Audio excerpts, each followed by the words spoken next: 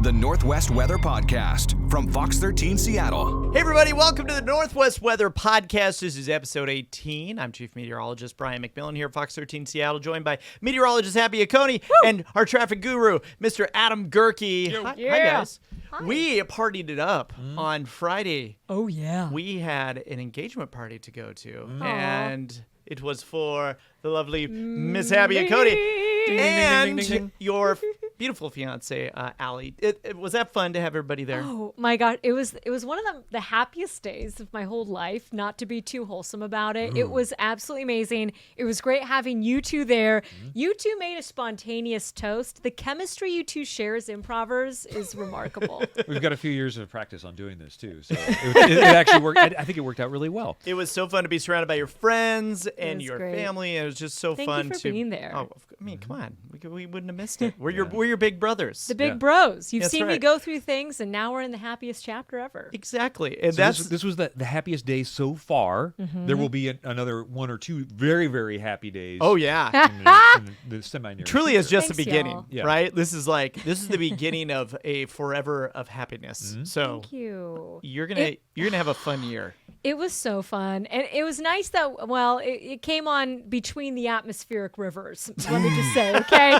We were kind of running in with all the raindrops, and we're back at work now. That's right. And gosh, it's been a deluge. It has. So we had a little bit of a break from things yesterday. We are recording this on Wednesday the 5th, okay?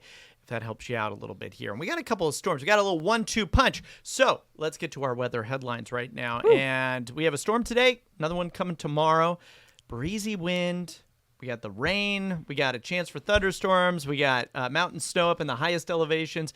We got some big waves out along the coast. So let's get into it here. And I want to start with, let's talk about what's happening. Why is it so wet today? Abby, take it away. Yes. Okay. So today it's not necessarily an atmospheric river, but there's still a lot of like juice and moisture with the system. The steady rain this morning is from a warm front, and then on its heels we'll have a cold front that will ultimately dissipate overhead later, but it is going to be strong enough to bring us really torrential rain. Yeah. Like if you thought the rain was heavy this morning, like just you wait, it's going to be blustery later, and then some thunderstorms. And what's so interesting, Brian, is the severe thunderstorm chance too. But Yeah, that's for the anyways. Oregon, Oregon coast. Yes, coast, and yeah. for the Willamette Valley and even the Portland metro area too. So they have the marginal risk of severe Yeah. thunderstorms down there. Yeah. Still very, very small risk for actual tornadoes. But you know, when we get this kind of system rolling through this time of year, we have seen them. We have seen funnels. Yeah. We've seen even tornadoes drop down as well. So it's going to be a really wet time period here coming up. We are looking at potential for over an inch of rain coming up over the next 2 days. Wow. So we got that going for us. Everybody getting involved, even folks east of the Cascades. So if you're out towards Wenatchee and Yakima, you know, even though we're into November, we could say fire season's over and all of that, but they need the rain anyway out that direction. We would love to see some snow, but those snow levels are still a little bit on the higher side. As far as our coastline goes, we are now under a coastal flood warning. Yeah. Okay, what does that mean? Well, we already have high tide happening. In fact, we have king tides happening right around now. They begin today the 5th, and for the westernmost portion of the state. Yes. As we continue into the weekend to the 7th, this is the mariner speaking here. As we continue to the 7th, we start seeing them come inland. Yes. And those really, really high tides hit the south end of Puget Sound the most, where we see like really big king tides. And we've seen this before when a storm hits and then we get the king tides. Yeah. That can be nasty, right? Yeah, perfectly ill-timed. Yes, Yeah. really bad timing. And that's what we're seeing on the coast. I'm not too terribly worried about inland here coming up this weekend because the weather calms down. But when you bring in those king tides and then you have a storm and you're getting those really huge waves and then you have the extreme high tides, that's when we get flooding, right? it's going to honestly, if you have the ability and from a very safe distance can watch the waves, Yes. it is going to be utterly photogenic. Oh, yeah. But yeah, keep the healthy distance, people. Exactly. You can storm watch from a distance, right? Right. So high surf advisory on the Long Beach Peninsula. We got that coastal flood warning for pretty much everybody north up into Washington along the coastline. All right. On top of that, we have a winter weather advisory. This is for the northern Washington Cascades. So this area, I mean, we're talking up there near Mount Baker. we could see a lot of snow, 6 to 12 inches, but below that, it's just going to be all rain for Snoqualmie Pass and even down towards Stevens and White and Blewett passes. You know, the Mount Baker Highway's been seeing its traction tires advised for the last several days pretty consistently. The other passes haven't seen as much. White Pass actually saw quite a bit the other day. But even then, as of today, they reined things back. Now, this can always, of course, change on a dime with us, but that was kind of significant that I noticed that both Stevens and Mount Baker Highway both come in with those traction tires advised pretty consistently now. And we're going to be Good seeing info. more of that over the next, few weeks here as the weather continues to get cooler. The snow levels drop typically more and more as the, month of November goes on.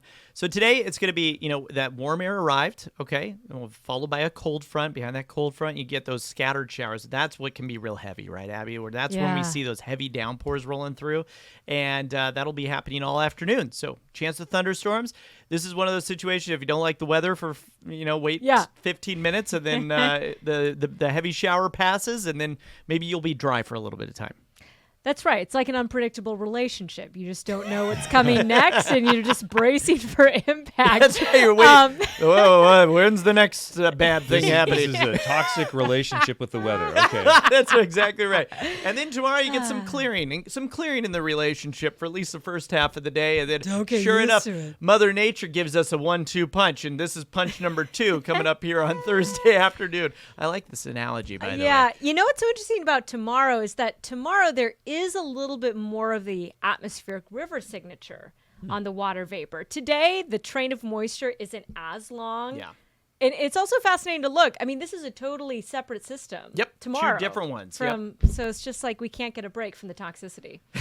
So, but this weekend, we're gonna stabilize that relationship. So that's gonna be better. That's right. We're going into therapy and stabilizing the relationship heading into the weekend. That's when we bust out the leaf blowers and the rakes, because then everything that will have come down from this last week will then be now like manageable. Well, it probably won't be manageable. There's probably going to be a metric ton of it. But this weekend is when we have to scoop it up. Clear the drains. Clear the drains, people. Yes, let's get into our 7-day forecast here as we move ahead.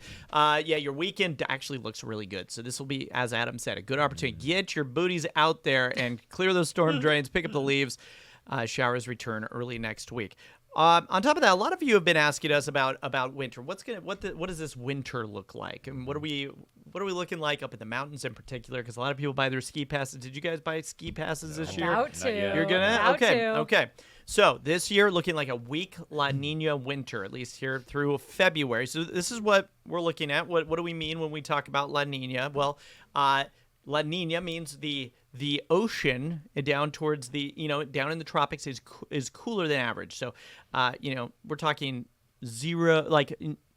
we're talking minuscule temperature differences here sometimes, maybe up to a couple of degrees cooler, but usually not even that cool, only a little bit. But it can have a huge impact on our weather pattern, Abby. Isn't that so interesting? So when we're talking about cool waters near the equatorial Pacific, here in North America, it pushes the jet stream super far north, and it puts it closer to the Pacific Northwest. So the jet stream more directly overhead, and that means that's the parade of storms. So that's why we tend to see wetter, cooler weather during a La Niña pattern. That's right. It's kind of aimed right at us, right? So wetter typically, cooler typically.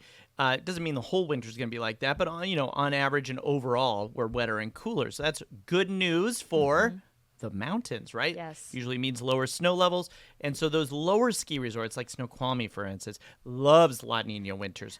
It doesn't have as much of a big impact on the higher resorts, but it does certainly on the lower resorts. I know. Isn't that interesting? I got my Snoqualmie pass last year because of that versus Stevens, but still it wasn't a major winter season, I would say. Yeah. For a lot of it. So it's going to be interesting to see how this goes. Do we ever have a season? Fingers. Do we ever have a winter where it's not El Nino or La Nina? It's just winter. It's called neutral. Yes. Oh, we do. Neutral. Yes. Because it was. I feel like That's a great question. It's been for maybe the last 20, maybe 30 years. I've been hearing the El Nino, La Nina. But as a kid, I remember it's winter. And there's certain degrees of La Nina, El Nino, right? So there can be. This is a weak La Nina. So the temperatures in the water down there in the equatorial Pacific and the eastern Pacific are just slightly cooler, okay, as opposed to much cooler, right? Significantly cooler.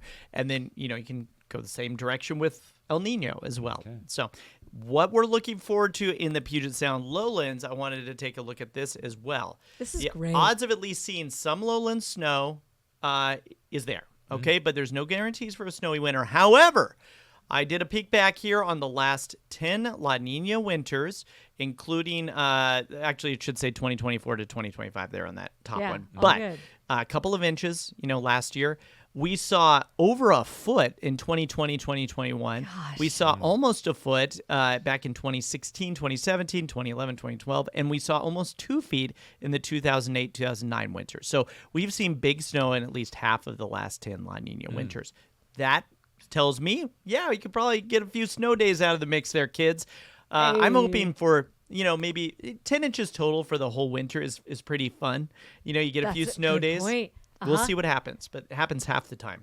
Any more than that, you have some very burnt out meteorologists in Seattle. But we Exactly. got you. We're ready. We're ready No, for we the can action. handle it. We got you. We're gonna have a got lot more this. on La Nina as we, get, over the next few weeks, and as we get a little closer to winter, when we can actually call it winter, and we'll have fun with that. You're talking about the mountains and maybe chances of lowland snow. So stick with our podcast because we'll break down all of that for you. So exciting. It is now time for Adam, our City of the Week, and you, Yeah. you, my friend, have the honors again this week, and we are basically going to try to guess Adam's city. He's going to give us some clues. This city is in Western Washington. Yes. And take it away. Okay, so the concept here, this city incorporated in 1957 to prevent annexation by its significantly larger neighbor.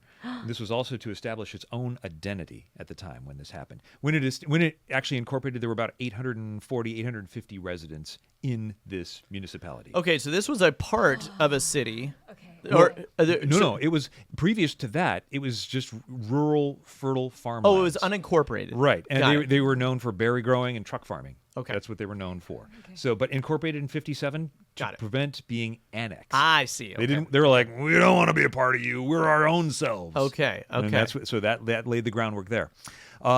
Following that, this was originally, of course, I have to throw in the traffic portion here. Was originally one stop on the Puget Sound Electrical Railway, right? So we know that ran along the coast, really. I mean, between anywhere that could be anywhere from Everett all the way down through. I don't remember how far south. right along I was Puget going to Sound. say Yeah. Everett, but he just said Everett. And Yeah, I feel he like just you said wouldn't Everett. have said that. But yeah. Wow. Okay. I have an idea. Okay, I'm scared. Mukilteo. that's a great guess, but we're not there. Okay. Yeah. It's not Mount Vernon No. or Arlington. Okay. Okay. Shoot. This also, its high school's mascot is the Trojans. Oh, that should be. Shoot. So We should know what that There's is. a chance I that it then don't. starts with a T, because usually. Oh, right. Okay. Okay. Well, Okay. Maybe. Is it Tacoma? It's not Tacoma. Well, Tacoma would be pretty big. Tacoma. Okay, never mind. Remember, this is a smaller This is city. small. I'm so sorry. 800 I blacked out 840, during that 850 part. people to start with. Okay. Keep going.